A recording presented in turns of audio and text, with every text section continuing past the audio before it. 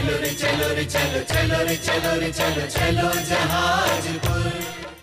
कर्म भूमि में सभी कुछ ना कुछ करते हैं। यहाँ बिना किए मनुष्यों को तो छोड़ो, पशुओं को भी कुछ नहीं मिलता। क्या कहा? मनुष्यों को तो छोड़ो, पशुओं को भी कुछ नहीं मिलता। क्यों? क्योंकि ये कर्म भूमि है। यहाँ पर कुछ करने के बाद ही मिलेगा। कर्म भूमि में बिना किए यदि आप रहोगे और ना तो पेट भरेगा और ना उसे सुख के कोई भी साधन मिलेंगे। इसलिए कर्म करना अत्यंत ज़रूरी है। कोई यदि आपके काम नहीं करने पर आपको नहीं चाहता है तो आप नाराज़ मत होना। मुझे तो कोई चाहता ही नहीं है, मुझे तो कोई प्यार ही नहीं करता है, मुझे तो कोई पूछता ही नहीं है, मेरी तो कोई कदर ही नहीं करता है। इसमें उनकी गलती नहीं है, गलती हमारी है। क्या गलती है? कि हमसे जो अपेक्षा रखी जा रही है यदि हम पूरी नहीं कर पाते हैं, वो कर्म नहीं कर पाते हैं जो करना चाहिए, तो निश्चित ही वो जो कर्म भूमि में मिलना चाहिए वो नहीं मिलता है। इसलिए कर्म भूमि में कर्म करना जरूरी है। आलस मत करना, कामचोरी मत करना। कामचोरी करोगे तो भी तुम्हारी बुराई होगी, निंदा होगी। तो निंदा और प्रशंसा दो चीज़ होती हैं। अच्छे काम करने वालों की प्रशंसा और बुरे काम करने वालों की निंदा, है ना? तो निंदा और प्रशंसा, कोई अपनी निंदा चाहता है क्या? नहीं चाहता। क्या चाहता है? प्रशंसा। एक होता है चाहना और एक होता है करना, है ना? हमें प्रशंसा मिले काम करने के बाद भी ये हमारे हाथ में नहीं है, लेकिन हम किसी की प्रशंसा करें ये हमारे हाथ में है। जो तुम्हारे हाथ में है वो तुम करते नहीं हो, और जो तुम्हारे हाथ में नहीं है वो चाहते हो। बोलिए ऐसा है या नहीं है? हैं? प्रशंसा लेना तो सबको आता है, मगर प्रशंसा करना सबको नहीं आता है। प्रशंसा सुनकर खुश होना तो सबको आता है, लेकिन खुश होकर प्रशंसा करना सबको नहीं आता है। कई बार मजबूरी में करनी पड़ती है। अब क्या करें? जैसे कुछ लोग मंच संचालन करते हैं, वो कुछ लोगों को नहीं चाहते हैं, उनका मन नहीं मिलता है उनसे अनबन है, तो उनकी प्रशंसा नहीं करना चाहते, लेकिन मंच पे खड़े हैं और लोग तो उन्हें चाहते हैं। अब प्रशंसा तो करनी पड़ेगी। आइए भाई साहब, ये हमारे यहाँ के रत्न हैं और हमारे यहाँ इन्होंने ऐसे ऐसे काम किए हैं, और मन में कुछ और चल रहा है। उसे प्रशंसा देना तो आता है, लेकिन खुश होकर प्रशंसा करना ये सबको नहीं आता है। तो प्रशंसा करने से क्या होता है और निंदा करने से क्या होता है? कभी इसका रिजल्ट देखा आपने? अरे बोलिए ना। तत्वार्थ सूत्र के 6वें अध्याय का 25वां सूत्र किसी को याद है? हाँ बोलिए। जोरदार तालियां। इतनी जल्दी कनेक्ट होना, मैंने यहाँ बोला और उधर उन्होंने सूत्र सुना दिया, ये बहुत बड़ी बात है। बहुत मेहनत का फल है, बहुत गहराई से उस चीज़ को पढ़ा है और बहुत आत्मा में उतारा है, तब जाके आज उन्होंने उत्तर दिया है। परात्म निंदा प्रशंसे सद असद गुणोच्छादनोद भावनई नीचे ग्रोत्रस्य, यानी पर की निंदा और आत्म यानी अपनी प्रशंसा। दूसरों के दोषों का उद्घाटन और अपने गुणों को फैलाना, ये नीच गोत्र के बंध के कारण हैं। तत्वार्थ सूत्र के 6वें अध्याय में 8 कर्म के आश्रव के कारण लिखे हैं, और ये जो चल रहा है ये आश्रव का कारण है। अपनी प्रशंसा और दूसरों की निंदा नीच गोत्र का कारण है। अपने गुणों का बखान और दूसरों के अवगुणों का बखान नीच गोत्र के बंध का कारण है। अब यदि उच्च गोत्र का बंध करना है तो क्या करें? इससे उल्टा कर लो, अपनी निंदा और दूसरों की प्रशंसा, है ना। अपनी निंदा, दूसरों की प्रशंसा, अपने गुणों का उद्घाटन और दूसरों के, अपने दोषों का उद्घाटन और दूसरों के गुणों का उद्घाटन। चलो कम से कम अपने दोष नहीं बता पा रहे हो तो दूसरों की निंदा तो मत करो, और कर रहे हो तो किसका बंध है? नीच गोत्र का बंध है। अब हम गुणस्थान में चलते हैं। 14 गुणस्थान होते हैं। पहले गुणस्थान का नाम मिथ्यात्व है। अब हम देखें ये नीच गोत्र कौन से कर्म की प्रकृति है? बोलिए। नीच गोत्र नाम कर्म की प्रकृति है। इसका बंध कौन से गुणस्थान में होता है? इसका बंध मिथ्यात्व पहले गुणस्थान में होता है। यदि कोई सम्यक दृष्टि है और अंदर में ईर्ष्या रखता है, अंदर में कषाय रख के दूसरों की निंदा करता है, धड़ाम से पहले गुणस्थान में आ जाएगा। निंदा किसकी? दूसरों की। बुराई किसकी? दूसरों की। गुणस्थान किसका गिरा? नीच गोत्र का बंध किसका हुआ? हमारा। विचार करो, निशाना दूसरा है, उसका बुरा हो ना हो मगर हमारा तो बुरा हो गया। वो गड्ढे में गिरे ना गिरे मगर हम तो गड्ढे में गिरी गए। वो बाहर का गड्ढा तो बाद में आएगा, अभी तो हमने नीच गोत्र का बंद कर ही लिया। क्या कर लिया?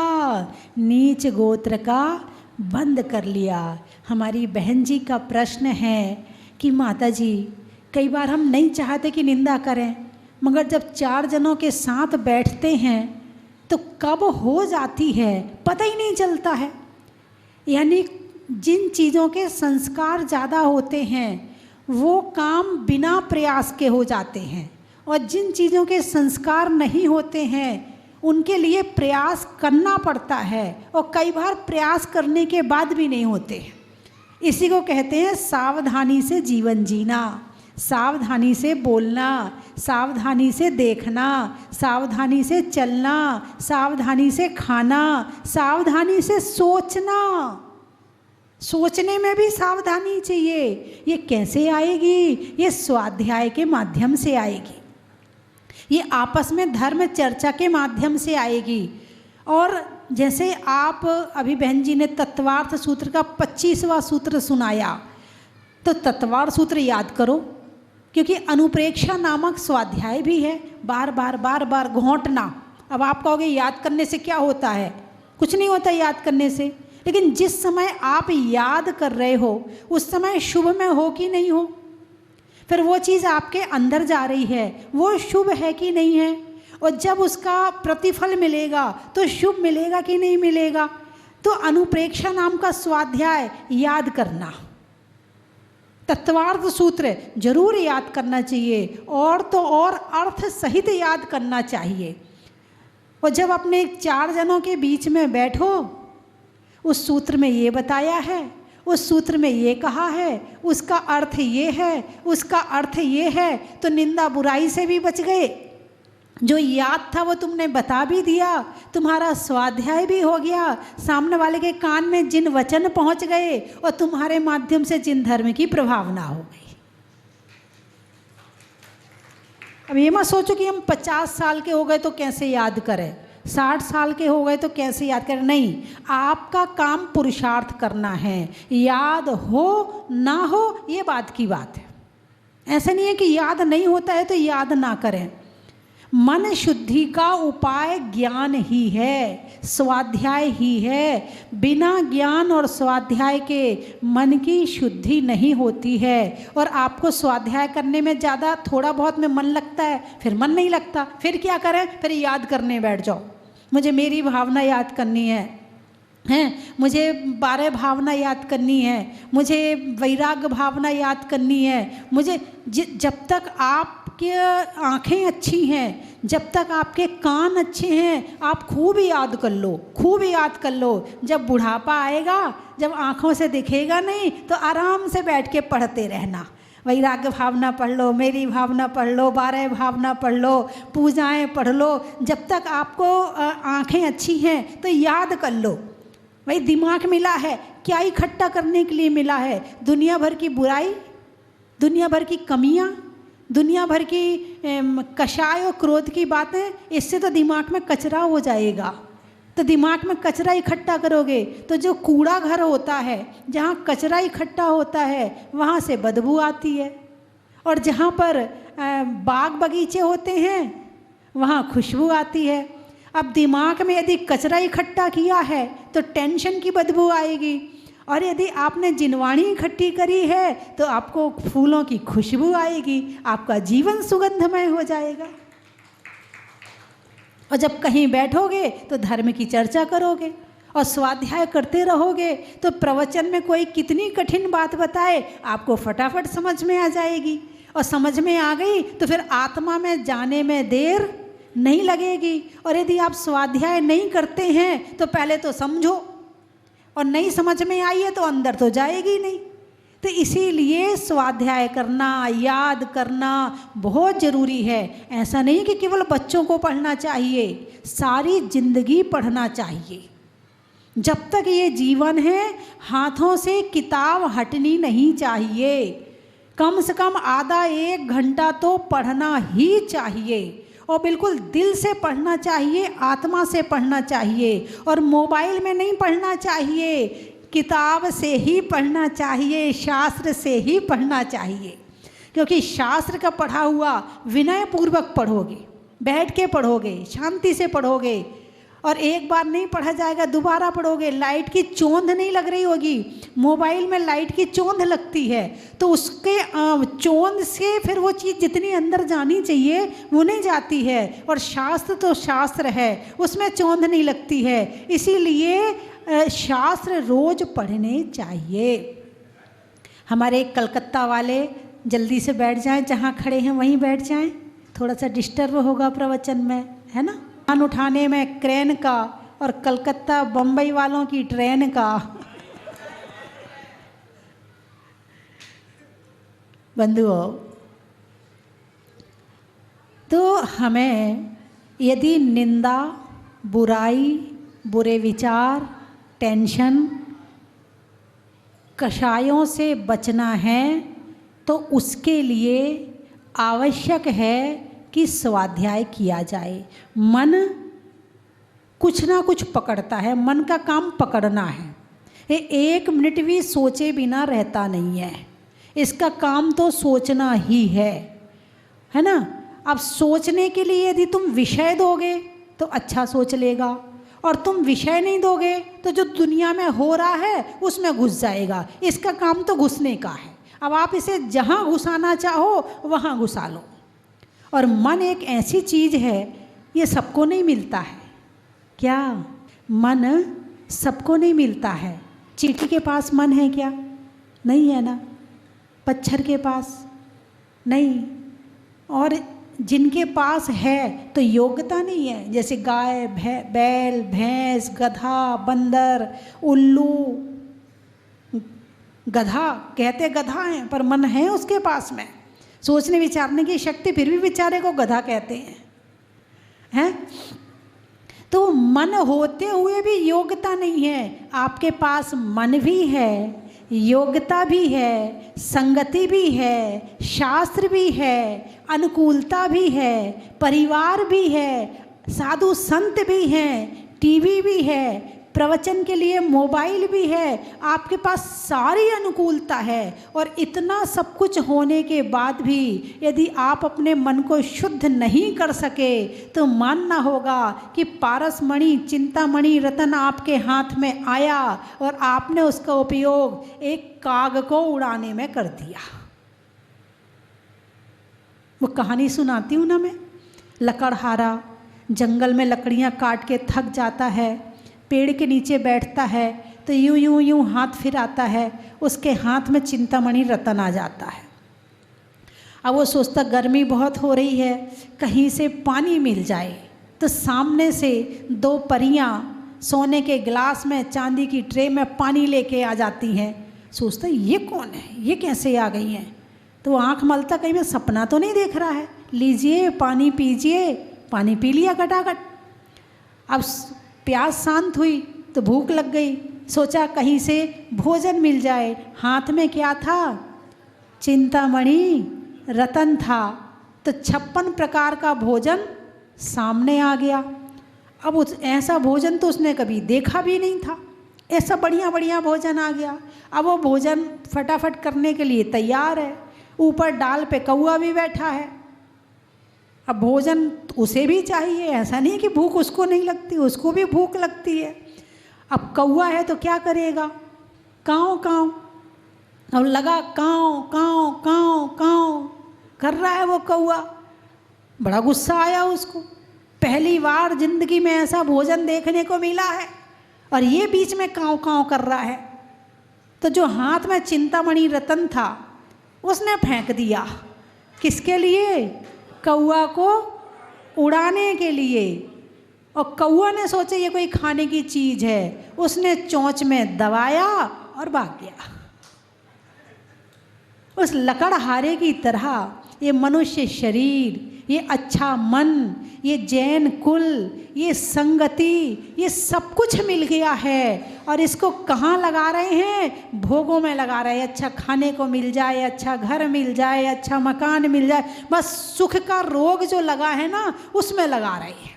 इसको ना स्वाध्याय में लगाते हैं, ना भक्ति में लगाते हैं, ना माला में लगाते हैं। माला फेरने बैठते तो मन भटकता रहता है, उस समय भी नहीं लगता कि भगवान का नाम ले ले। वो मन से तो भगवान का नाम भी नहीं लिया जाता है। इसको गलत जगह लगा रहे हैं। इसका मतलब ये है कि चिंतामणि रतन को सही जगह नहीं लगा रहे हैं। यदि हम इस मनुष्य शरीर से चाहें तो स्वर्ग चले जाएं, मोक्ष चले जाएं, हम चाहे जो बन जाएं, लेकिन हम यदि संसार में ही घुसे रहेंगे तो अपना कल्याण कब करेंगे? तो जैसे कीचड़ में कमल खिलता है, ऐसे घर में आपको रहना है।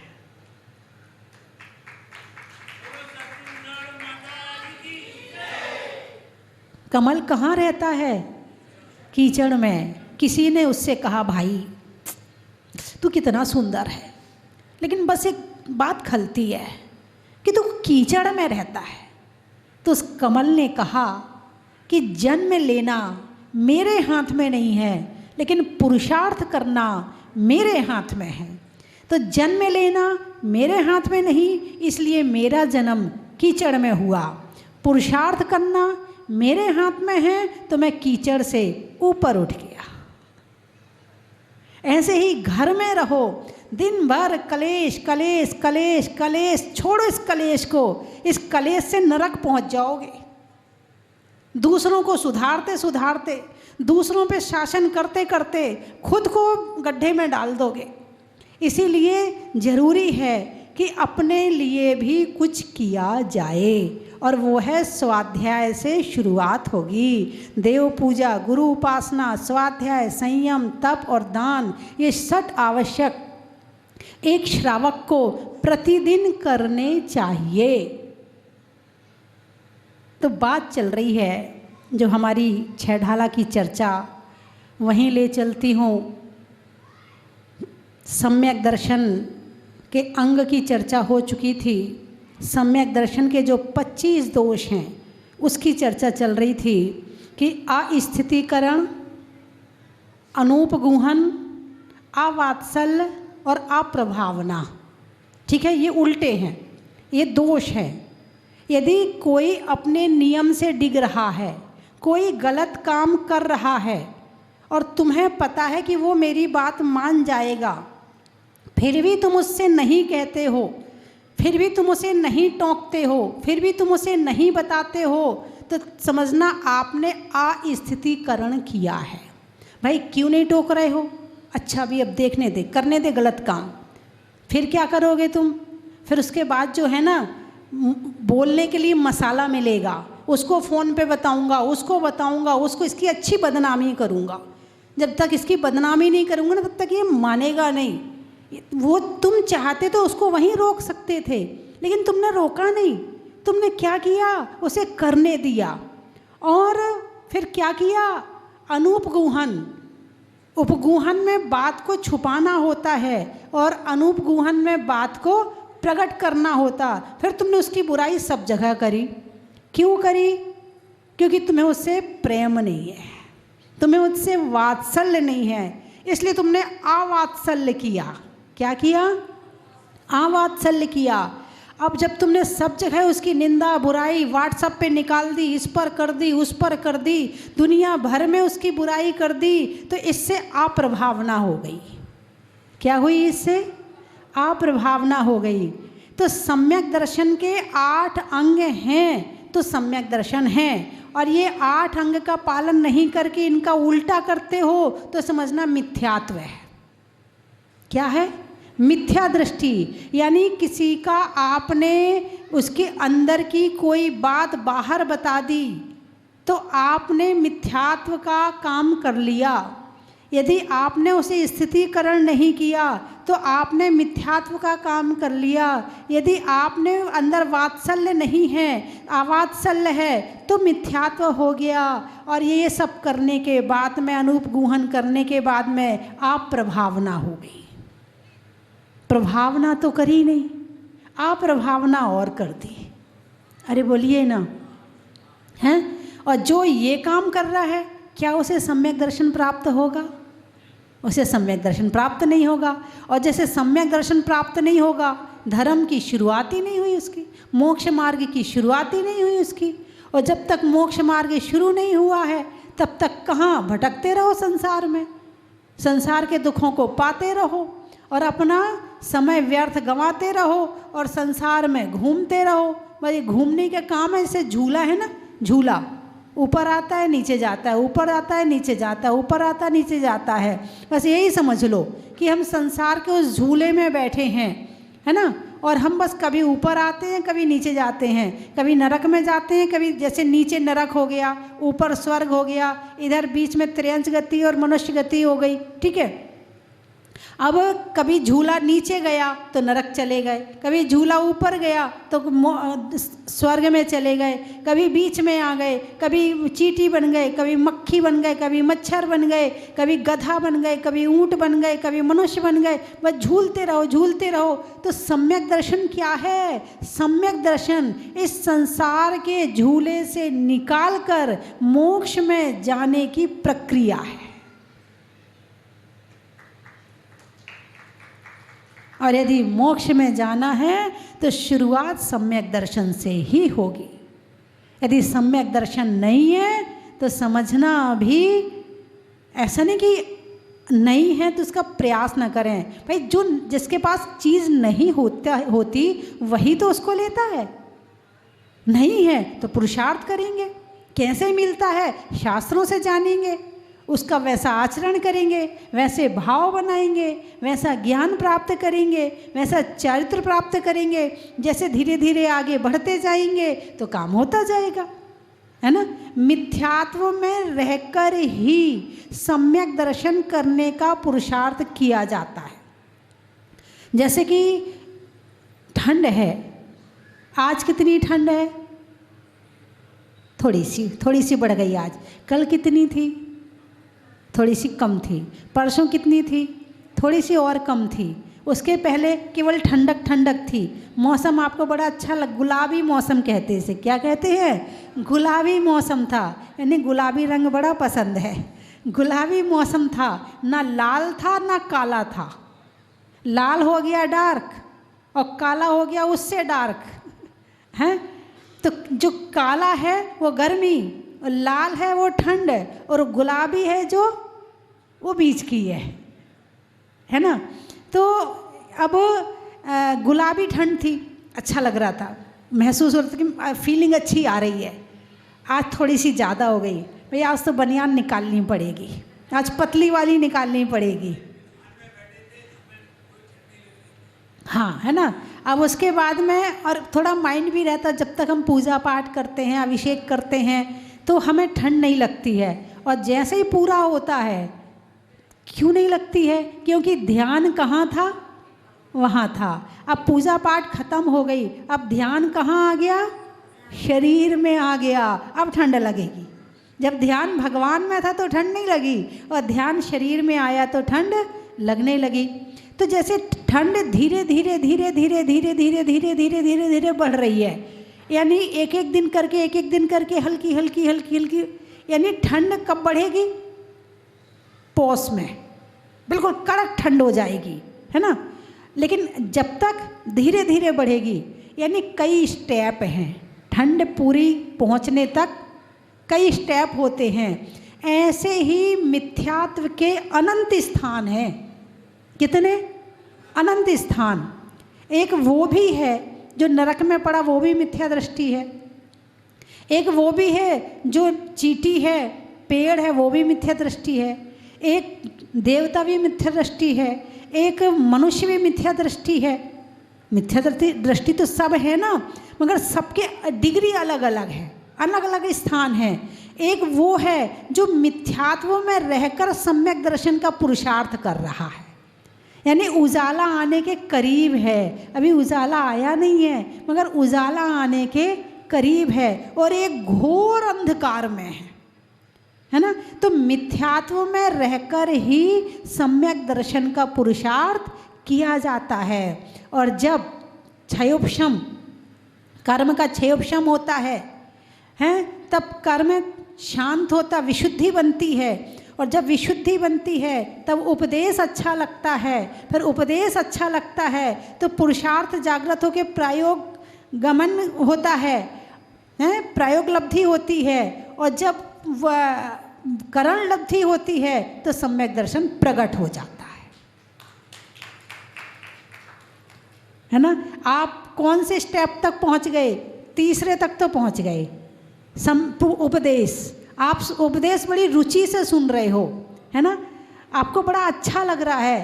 प्रवचन अच्छा लगना, धर्म की बात अच्छी लगना, इसका मतलब निकट। क्या? किसके निकट? या तो पहुंच गए हो या निकट हो, दोनों में से एक बात है। या तो आप सम्यक दर्शन के निकट हैं और या सम्यक दर्शन में पहुंच चुके हैं, क्योंकि ये हमारे ज्ञान का विषय नहीं है कि हमें सम्यक दर्शन हुआ कि नहीं हुआ। तो या तो हम निकट हैं और या फिर हम पहुंच गए हैं। और उसमें लगा के देख लेना, हम कहीं अप्रभावना तो नहीं कर रहे, हम कहीं अस्थितीकरण तो नहीं कर रहे, हम कहीं धर्मात्मा के जो गिर रहा था और हम उसे संभाल सकते थे और हमने नहीं संभाला, तो कहीं हमने गड़बड़ तो नहीं किया। यदि किया है और कषाय बैठी है तो समझ लेना अभी सम्यक दर्शन नहीं है। ये थर्मामीटर है ना। प्रथमान्योग का सम्यक दर्शन दृढ़ श्रद्धान, करणान्योग का सम्यक दर्शन मिथ्यात्व सम्यक मिथ्या सम्यक प्रकृति, और अनंतानुबंधी क्रोध मान माया लोप का उपशम क्षय उपशम। चरणानियोग का सम्यक दर्शन, 7 तत्व का 7 व्यसन का त्याग और अष्टमूल गुण का पालन। और द्रव्यानियोग का सम्यक दर्शन भेद विज्ञान। क्या? द्रव्यानियोग का सम्यक दर्शन वेद विज्ञान, आत्मा अलग है और शरीर अलग है, दृढ़ श्रद्धान। स्वाध्याय जरूर करें। चलिए मैं 3 चीज़ें बोलूँगी, आपको कहना है बड़ा ही।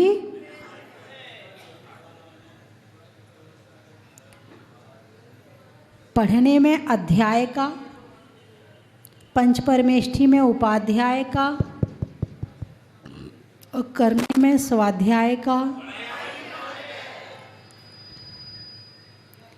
हीरे की कणी का, अंगूठी में मणि का और मिलने वाले चिंतामणि का।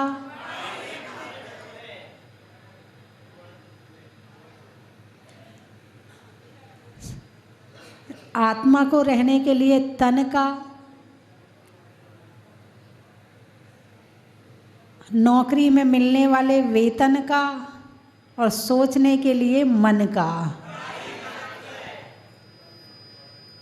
खेत में धान का, शादी में पान का और होने वाले सिद्ध चक्र विधान का। बाल कटाने में नाऊ का, त्रियंचों में काऊ का और आने वालों में लखनऊ का। और कहाँ वाले बैठे हैं? लाडनू। अच्छा। बात में मानू का और यूपी में नोनू का, नोनू का और आने वालों में लाडनू का। अच्छा। घर में दादा का, रहने में सादा का और आने वालों में गंज बासौदा का।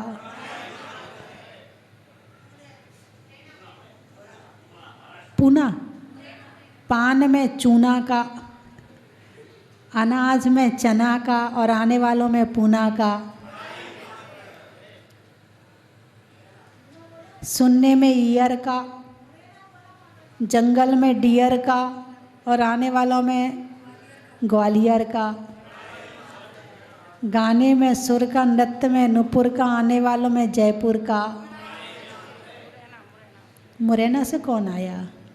अच्छा। चेहरे पर नैना का, बोलने में मीठे बैना का और आने वालों में मुरैना का। बहू में सास का, लेने में सांस का और करने में मीनाक्षी जी के 8 उपवास का। 9 उपवास हो गए? 9 हो गए? आज 9, आज पाड़ना हो जाएगा। अच्छा, ठीक है। 8 उपवास हैं, वो भी बहुत बड़ी बात है ना। चलिए, बोलिए 24 भगवान की।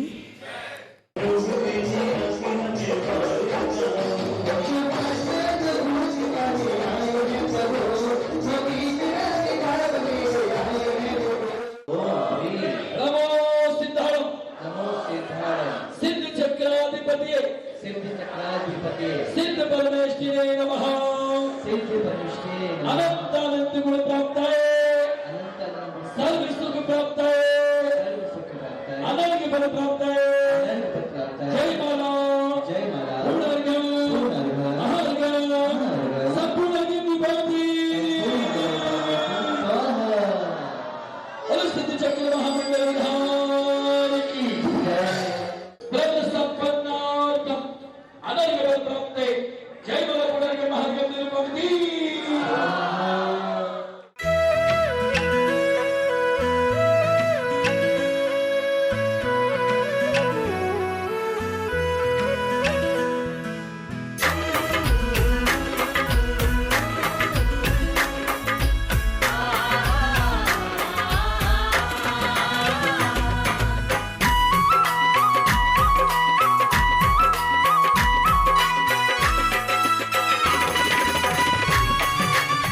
देखिए, जब ये प्रतिमा जी निकली थी जमीन में से, तब गांव के मंदिर में मैं प्रथम बार वहां दर्शन करने को गया था। और उसके बाद यहाँ पर कोई नामो निशान नहीं था, कुछ भी नहीं था। वहां माता जी, शशि भूषण जी माता जी वहां थे और नीचे प्रतिमा जी विराजमान थी। हम दर्शन करने गए, हमें मालूम पड़ा। और उसके बाद में जो मुझे चमत्कार और अतिशय देखने को मिला, मेरी जिंदगी में, मेरी 65 साल की उम्र में मुझे नहीं मिला। और मुझे हर महीने इच्छा होती है मैं बंबई से सीधा यहाँ पर आऊं दर्शन करने के लिए। यहाँ की भावना मेरी भाती है कि न जाने हजारों काम होते हैं, मैं छोड़ के चले आता हूँ। मेरे भगवान की दया से अच्छा धंधा बिजनेस है, लेकिन बाबा का बुलावा आता है और मैं चले आता हूँ। अब की बार तो क्या है, हमारे संघपति आचार्य भगवान पुल्लक सागर जी महाराज के संघपति प्रदीप मामा जी, जिन्होंने वहां नवग्रह मंदिर बनाया, जिन सन में 11 करोड़ की राशि देकर तो उनकी भावना थी, मामी की बहुत भावना थी कि मुझे किसी भी सूरत से, सूरज जी आप मामा जी को बोलो आप बॉम्बे से उदयपुर आओ, हम भोपाल से फ्लाइट से उदयपुर आवे और हमको बाबा के दर्शन करने हैं। और वो निमित्त मिला। और साथ में सुमेश जी जिनका माइंस का बहुत बड़ा बिजनेस है, विधायक के लिए खड़े हुए हैं, अभी चुनाव हुआ है भाजपा की तरफ से, वो भी हमारे साथ में आए, सभी समागम मिला है। मैं भगवान से यही प्रार्थना करता हूँ कि बाबा हमको, प्रदीप जी मामा जी को, सुमेश जी को, सभी को बार बार आप बुलाएं और माता जी का हमें आशीर्वाद मिलता रहे, यही भावना पाता हूँ। जय जिनेंद्र, जय महावीर।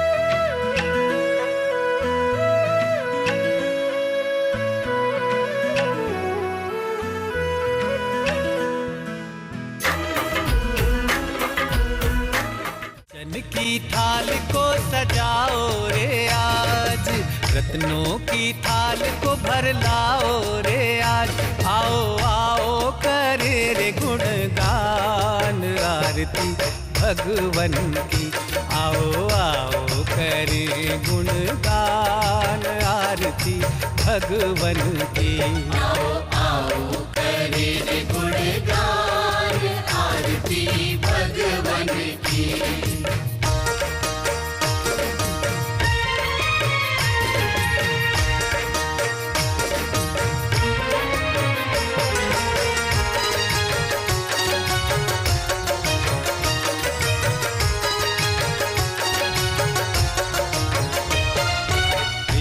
सुमित्र के राज दुलारे, माँ पद्मा जी के नैनों के तारे। पिता सुमित्र के राज दुलारे। अपने इस मानव भव को सफल बनाने का आपके जीवन में आया है अभूतपूर्व अवसर। स्वस्ति धाम प्रणेत्री परम विदुषी लेखिका भारत गौरव आर्यका श्री स्वस्ति भूषण माता जी की पावन प्रेरणा एवं मंगल आशीर्वाद से मध्य प्रदेश की धन्य धरा पर स्थित सिद्ध क्षेत्र सोनागिर के पवित्र पर्वत पर बन रहा है भव्याति भव्य सहस्त्रकूट जिनालय। आप अपने व अपनों के नाम से एक प्रतिमा अथवा एक से अधिक प्रतिमाएं विराजमान कर सहस्त्र पुण्य के भागीदार बने। एक प्रतिमा की न्यौछावर राशि 1,11,000 रुपए मात्र। अपनी स्वीकृति प्रदान करने हेतु दिए गए नंबरों पर शीघ्र संपर्क करें।